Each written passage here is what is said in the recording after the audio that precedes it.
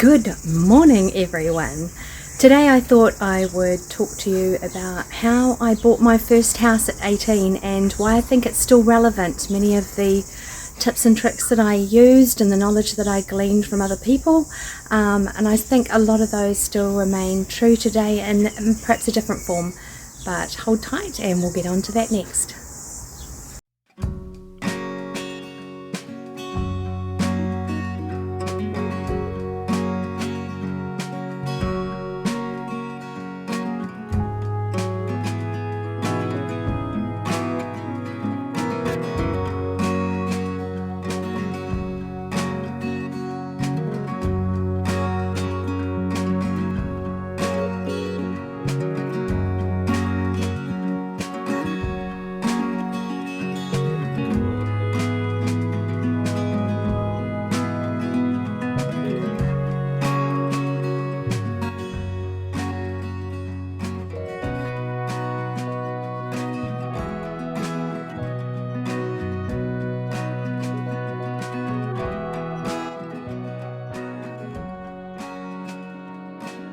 So how my first house came about is that I was living in an area where the house kept getting broken into. We kept getting burgled all the time. Probably every second week we were getting broken into, and we didn't have a lot, but they'd still come in and they'd take it. And even worse, they'd let my very old elderly cat outside, and she was being kept inside just because she was so unwell. She was 18. I had managed to gather about $3,000 in savings. My then fiance had a car loan, which he soon paid off because we couldn't, of course, buy a house with the car loan. And I started asking questions. So because we were getting broken into all the time, I was really motivated by that, to be honest. It was I wasn't really thinking financial sense and things like that at the time. It was more to get into a house of our own and something that we could actually work on and have some fun doing up. And that would mean that we wouldn't be open to being burgled because it would be not in the same area. So we moved in closer towards the city, although it was a small city.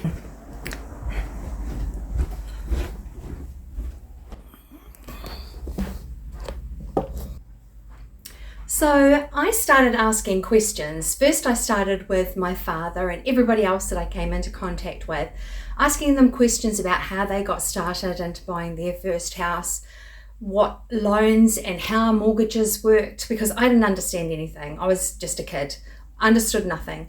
So I soon gathered that knowledge and actually started putting it to work. I didn't know if bank managers would believe me, and that's kind of quite key. So I walked a lot of banks. So back in those days, mortgage brokers weren't really a thing. Banks had their own lending managers and mortgage brokers within the bank, but they didn't have brokers like we know where they actually go across different lending options that are available. So that was quite interesting. So I got a lot of no's, of course, as would be expected. So I had found two houses, both of them very derelict, never been renovated ever before in their lives, been built and they were as original, very as original. So there was one I preferred over the other because it was not rotted and it was just in better condition all round. So after walking the banks and getting told no, I finally found a bank that said yes and gave me a value of what we could borrow.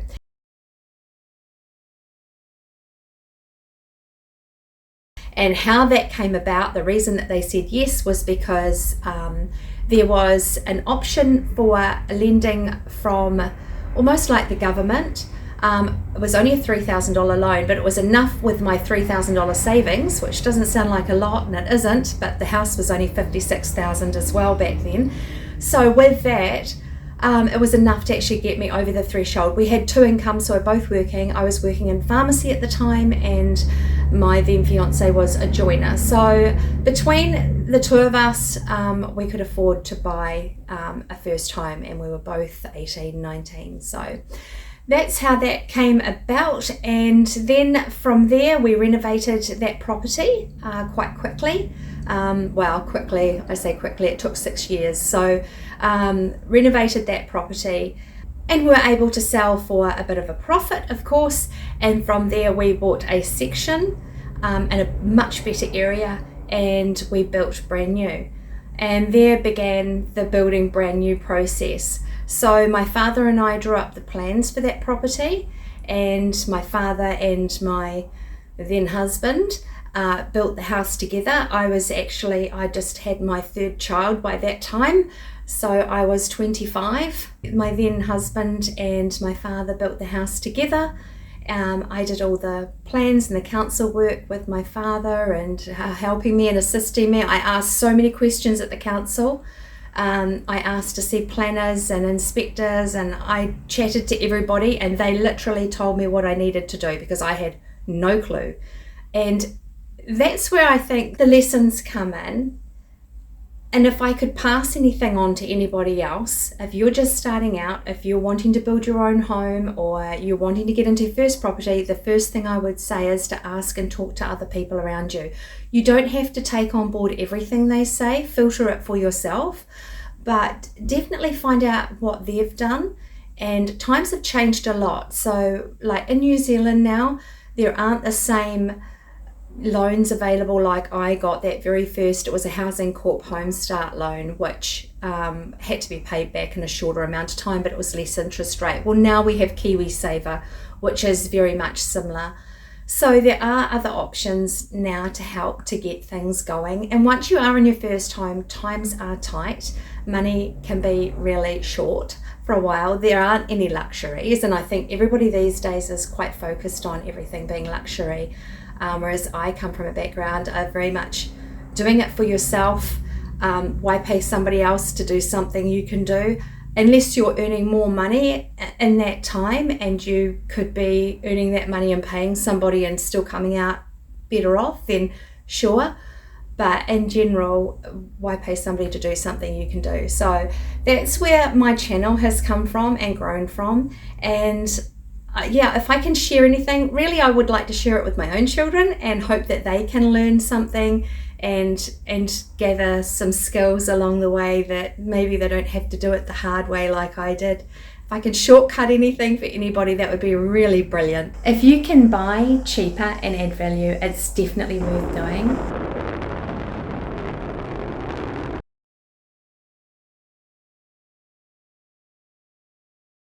When it comes to money and savings, I have always been quite frugal, and we gather so much stuff without even trying that I think that shopping is really overrated. And I know back when I was younger, shopping used to be like a little bit of freedom, and it used to be something that I would enjoy.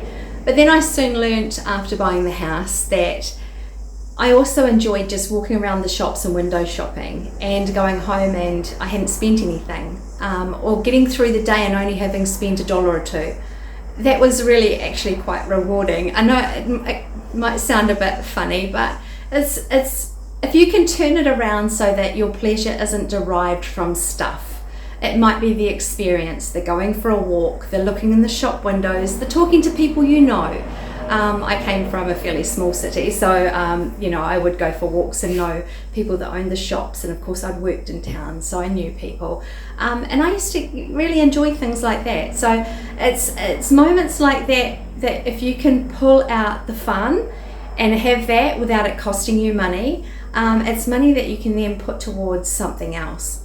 So it's worth it.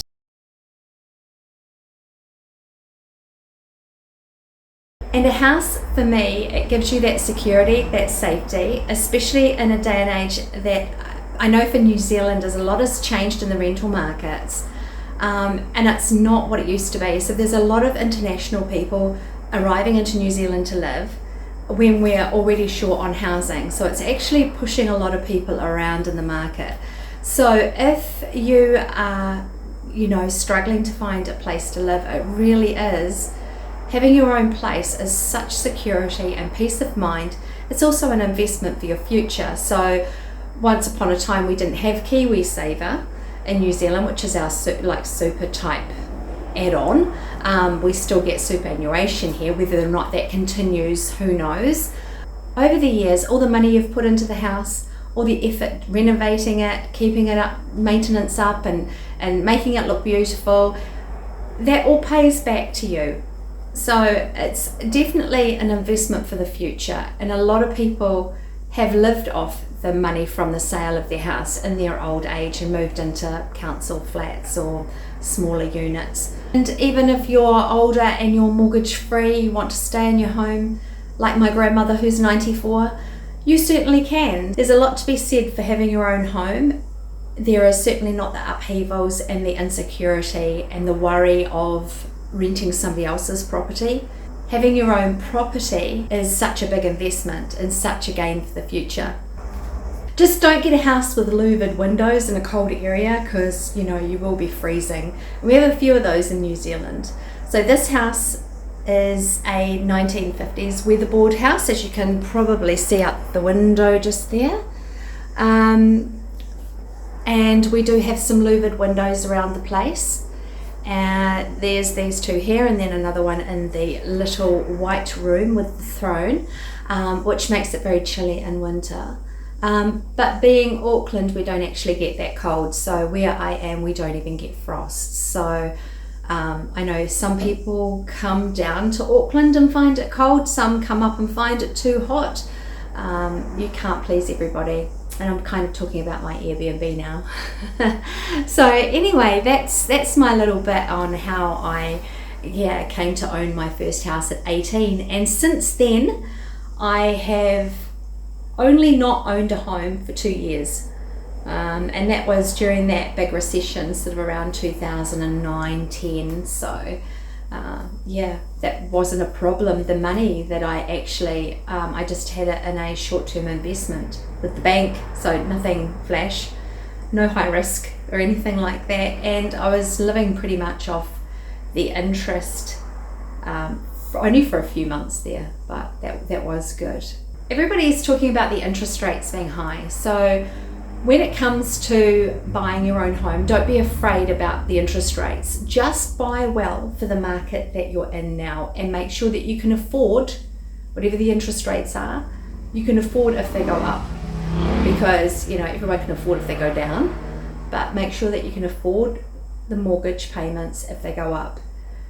The other thing that some people aren't aware of is that you can actually take you can make changes to your mortgage. So you can take a bit of a break where you actually don't pay anything, but that interest that you should be paying accrues very fast. So I would not recommend you ever do that.